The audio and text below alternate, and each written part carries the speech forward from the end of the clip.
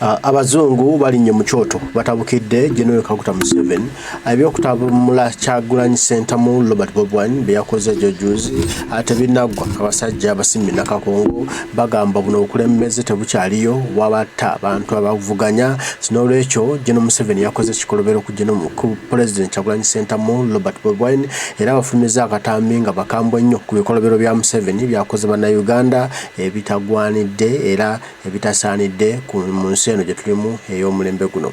Kale noza tulabe akatambi kano amangu nnyonnyini ddala. For 3 decades, Uganda has been under the firm grip of President Yoweri Museveni, whose rule has increasingly been characterized as authoritarian and repressive.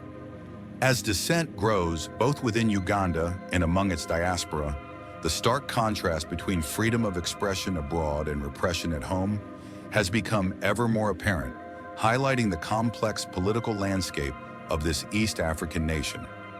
Ugandans living abroad, particularly those aligned with the People Power Movement and the National Unity Platform, NUP, led by Robert Kyagulanyi Ssentamu, better known as Bobi Wine, have become vocal and persistent critics of Museveni's regime. These expatriates have organized numerous demonstrations at Ugandan embassies and in major cities across the Western world, from London to Chicago, New York to Toronto. Their primary aim is to draw international attention to the ongoing human rights abuses, corruption, and political repression in their homeland, while also pressuring their host countries to reconsider their relationships with Museveni's government. Recent protests have seen passionate Ugandans brandishing placards and raising their voices against a multitude of issues plaguing their country.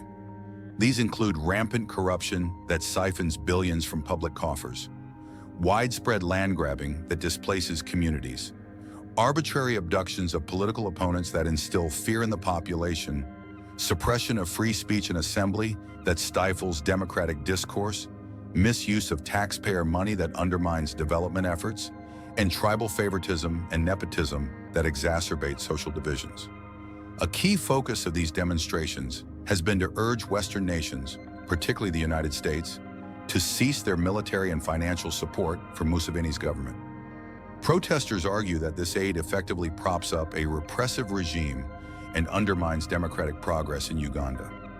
They contend that the funds provided for development and security are often misappropriated, ending up in the pockets of regime loyalists or funding the very security apparatus used to suppress dissent. The scale of corruption in Uganda is indeed staggering. According to available statistics, the country loses approximately 10 trillion Ugandan shillings annually to corrupt practices. This figure, equivalent to roughly 2.6 billion US dollars, represents a massive drain on public resources that significantly hampers development efforts and exacerbates poverty and inequality. To put this in perspective, this amount could fund the construction of thousands of schools and hospitals, improve infrastructure across the country, or provide vital services to millions of Ugandans living in poverty. While Ugandans abroad can freely voice their discontent, the situation within Uganda is markedly different and far more perilous. The Museveni regime has consistently and brutally suppressed peaceful protests through various means. The deployment of military and police forces to violently disperse gatherings has become a common sight in Kampala and other major cities. Tear gas, rubber bullets, and sometimes live ammunition are used against unarmed protesters, resulting in injuries and, in some tragic cases, deaths. Arbitrary arrests and detentions of protesters have become routine, with many individuals swept up in mass arrests during demonstrations. These detainees often face unclear charges and are denied access to legal representation. More disturbingly, there have been increasing reports of abductions of political activists and opposition supporters. These individuals are often taken by unmarked vehicles and held in undisclosed locations, a practice that has spread fear among civil society and opposition groups. Currently, hundreds of young Ugandans languish in jail, many without formal charges or trials. Their crimes often amount to nothing more than expressing dissent against unemployment, human rights violations, misrule, or supporting opposition figures like Bobi Wine. The conditions in these detention facilities are often deplorable, with overcrowding, inadequate food and medical care, and reports of torture and mistreatment. The rise of Bobi Wine as a formidable opposition leader has led to increased targeting of his supporters. The charismatic musician-turned-politician has galvanized Uganda's youth with his vision for genuine social, economic, and political change.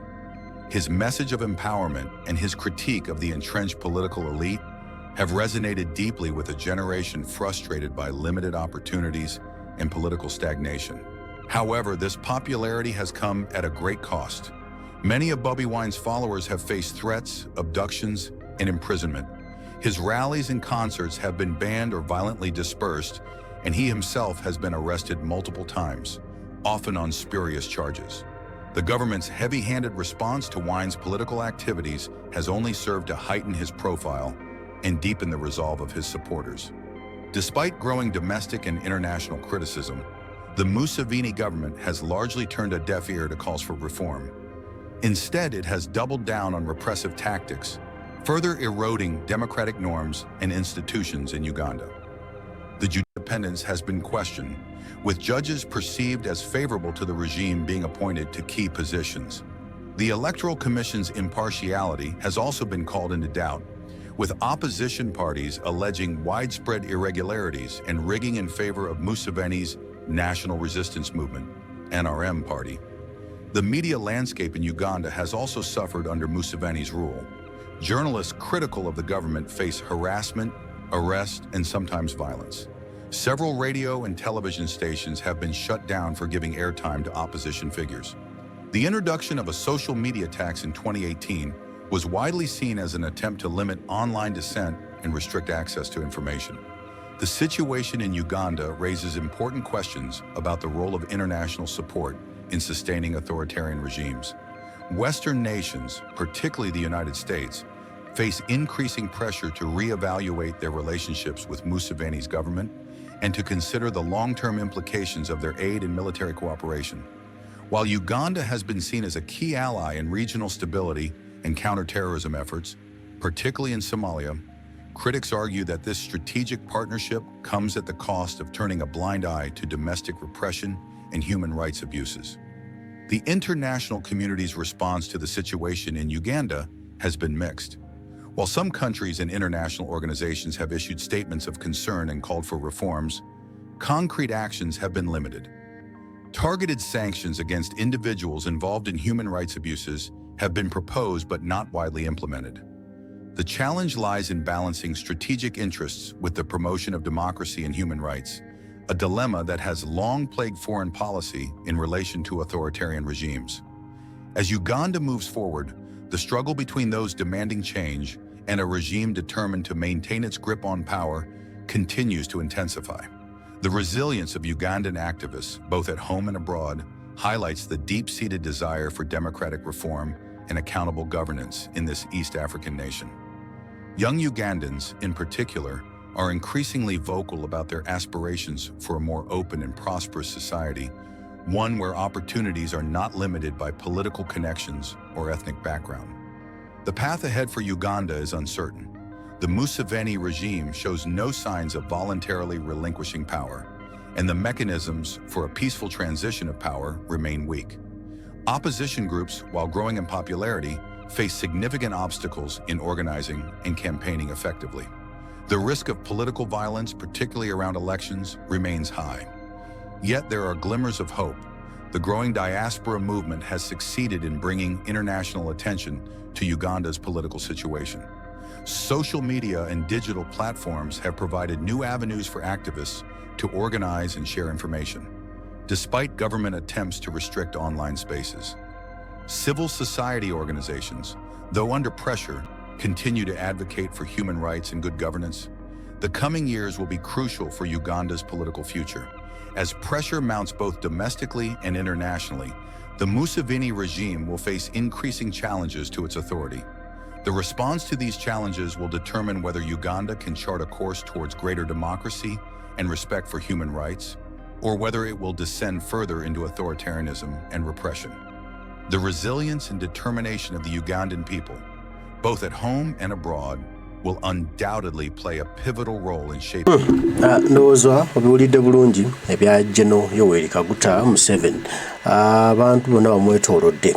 Ebikolobero byonna bulijjo byakola ng'amanyi nti akweka nnyo era nga yeeyita muzibu nnyo mu kweka mu kuzitiikira ebikolobero kati ensi emutegeera bulungi era kkooti y'ensi yonna ICC onampulirira embaga omusango Kyagulanyi Ssentamu Robert Bobi Wine gwe yatwalayo abasajja bafeesa abasajja bongera okwebuuza ebibuuzo tebala bayitira bakibuukiramu Kyagulanyi abanywezezza aitonge tunyweze atongere ekigambo tukubbe bulungi ebigambo tonge tubituuseeyo webisaanidde okutuuka buli omu ategeere ddala obulabe n'obukolobero ya General Kaguta Museveni byalina so tamma tugenda mu maaso tusobola okuyagalira mu Uganda yaffe asobola okuzimba ensi ensuubize. Mbaagala nnyo mwenna Mukama Katonda bwe nsaba nkuumire tujja kuba tuddamu banange mweraba.